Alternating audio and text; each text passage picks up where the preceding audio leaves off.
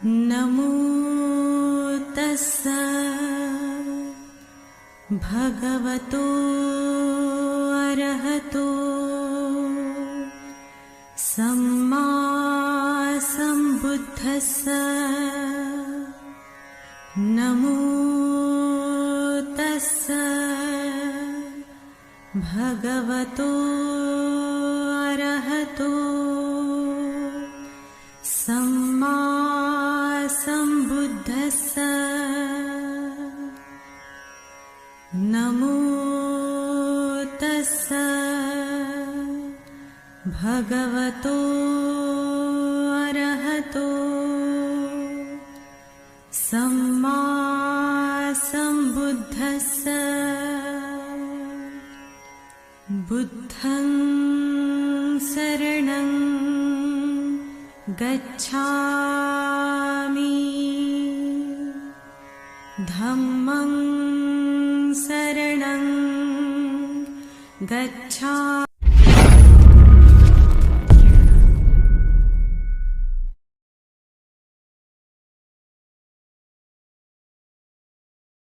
सूत से यानी एक एक धागे से पूरी रात चीवर को बनाया और पूरी रात वो लगे रहे। उसके बाद हमको ये एहसास हुआ कि आखिर कठिन चीवर क्यों बोलते हैं।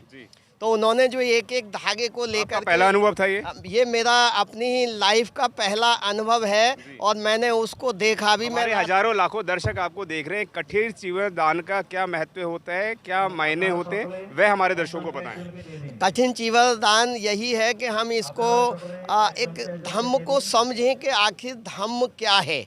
और ये चीज़ मैंने आसाम और अरुणाचल प्रदेश से जो टीम आई थी, हमारे धम्म उपासक उपासिका आई, उन्होंने हमारे जैसे पढ़े लिखे लोगों को भी ये समझाने का काम किया कि आखिर धम्म है क्या।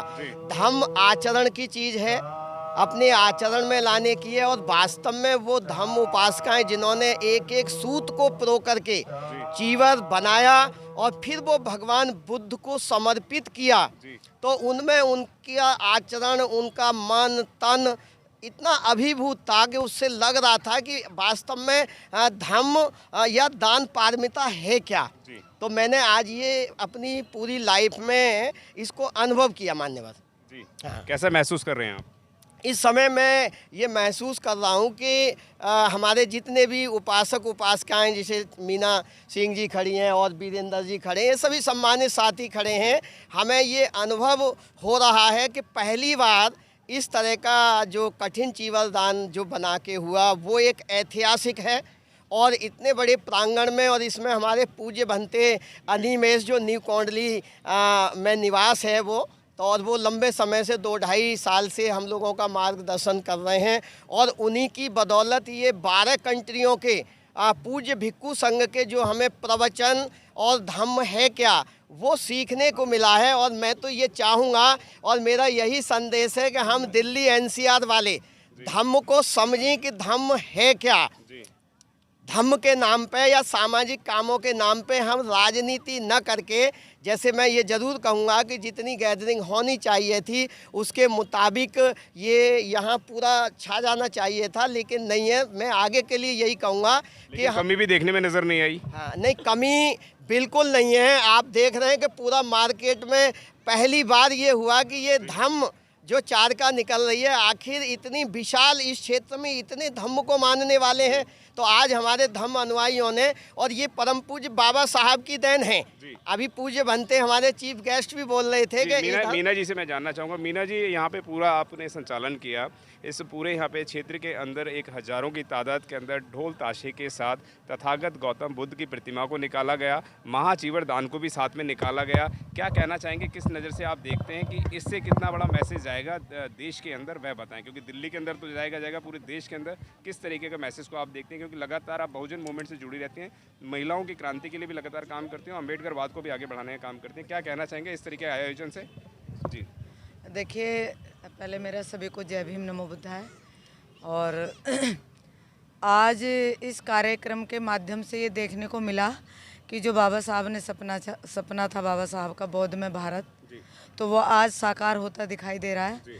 और सबसे अच्छी बात इस कार्यक्रम की ये रही कि यहाँ महिलाओं की संख्या बहुत ज़्यादा रही, चाहे वो अच्छा, भिक्कुनी भी देखने में बहुत कम नजर आती थी, पर यहाँ पे तो बहुत बड़ी तादाद के अंदर विदेशों से आई हुई हैं, चीन, ताइवान वगैरह जगह जगह से आई हुई हैं। भिक्कुनी संघ भी जी। और उपासिका संघ भी यहाँ बहुत ज़्यादा संख्या में देखने को मिली, और यही बाबा साहब का सपना था। शालीनता से कोई कार्यक्रम आयोजित नहीं देखा जाता है, लेकिन सुबह से शाम हो गई पता भी नहीं चला, और लगातार महिलाओं की और पुरुषों की जो भागीदारी है वो लगातार बनी हुई है। क्या कहना चाहेंगे इस तरीके के माहौल को देखकर? बुद्ध के मार्ग पे लोग चलने लगते हैं, चलने का प्रयास करते हैं, तो ये शांति अपने आप आने लगती है, शालीनता अपने आप आने लगती है।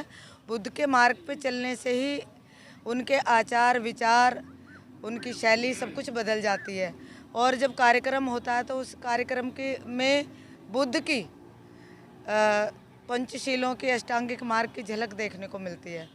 और जैसा कि आज बनते हैं, आप एक महिला हैं, लगातार मंचों पे जाती रहती हैं, क्या कहना चाहेंगे? बुद्ध धर्म इतना सरल है जिसमें पूजा पाठ पाखंड जैसा कुछ भी नहीं है, लेकिन उसके बावजूद भी आज जो यहीं से निर्मित है, यहीं से चला हुआ है, लेकिन यहाँ ही पे सबसे ज़्यादा कम है। क्या कहना चाहेंगे? नहीं, अब वो कम तो खैर हो गया था, लेकिन अब धीरे धीरे बुद्ध धर्म आगे बढ़ रहा है। कम भी नहीं है, क्योंकि हमारा जो मीडिया है, उस मीडिया का जो सोशल मीडिया है उसको भी खींच रही है आज की सरकार, वो नहीं दिखाने दे रही। अभी जो गोरखपुर में हुआ तो वो यही तो था कि इतना बड़ा कार्यक्रम महिलाओं का आयोजित हो गया, और उस कार्यक्रम में जो सोशल मीडिया के हमारे भाई थे उनको अरेस्ट कर लिया गया, जबकि उनकी कोई गलती नहीं थी। लगता है इस तरह की अरेस्टिंग से ये बहुजन मीडिया रुक पाएगा? नहीं, ये तो और ज़्यादा क्रांति में और चिंगारी लग गई है। ये सोशल मीडिया के जो हमारे भाई थे उन्हें अरेस्ट करने पे सरकार को एक तरह से ये अच्छा ही हुआ, क्योंकि और क्रांति आ गई है। और सरकार ये चाहती है कि जितनी भी बौद्ध धर्म या बहुजन मूवमेंट की चीज़ें हैं वो दिखाई ना जाएं, इसलिए। और भी महिला साथी हैं, हम उनसे भी जानेंगे। क्या कहना चाहेंगे? आज आपने, मुझे लगता है पहली बार ही आपने इस तरीके के आयोजन में पार्टिसिपेट करा है, क्या कहेंगे? बिल्कुल, आज पहली दफ़ा ही देखा है, बहुत अच्छा लगा। हम तो कल से ही बहुत खुश हैं। कल क्या करा था वो बताएं? कल यहाँ पर जो कठिन चीवरदान जो आज दान हुआ है, वो हमने पहली बार जो देखा, बना रहा था, हैंडमेड बन रहा था। आपने खुद बनाया? हाँ, मतलब कोशिश तो की, क्योंकि हमने भी कल नहीं, क्योंकि हम तो प्रैक्टिस में नहीं है ना बुनने के में, लेकिन हमने उसे छुआ और प्रैक्टिस की, और कल से ही महसूस किया। जब आपने छूने के बाद महसूस करा तो कैसा फील हुआ आपको कि बाबा साहब को जो ये चढ़ने वाला है, या हमारे बुद्ध उपासकों को जो चढ़ने वाला है, उसको कैसा महसूस करा आपने? सबसे पहले मैं बताऊं, मुझको जब मैं यहाँ पर आई तो मुझे ना ऐसा अनुभव हुआ जैसे हम बुद्ध गया पहुँच गए हों।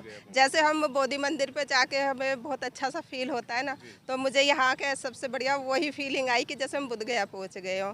और जब चीवर बुन रहा था तो अंदर गए, उसे हमने छुआ और बनाने की तो प्रयास किया, लेकिन वो है कि हमारे को प्रैक्टिस नहीं थी। और जैसा भंते जी ने पहले ही मतलब थोड़ा सा हमने उनसे पूछा था, तो थोड़ा ये था कि जो उस चीवर के लिए जो कार्य चलेगा बुनने का, तो उसके लिए उपोषित रखना पड़ेगा। तो हमने भी कल से ही सुबह से ही उपोषित रखा, ताकि हजारों की तादाद में यहाँ पर लोग आए हुए हैं, महिला पुरुष तमाम लोग यहाँ पर हैं।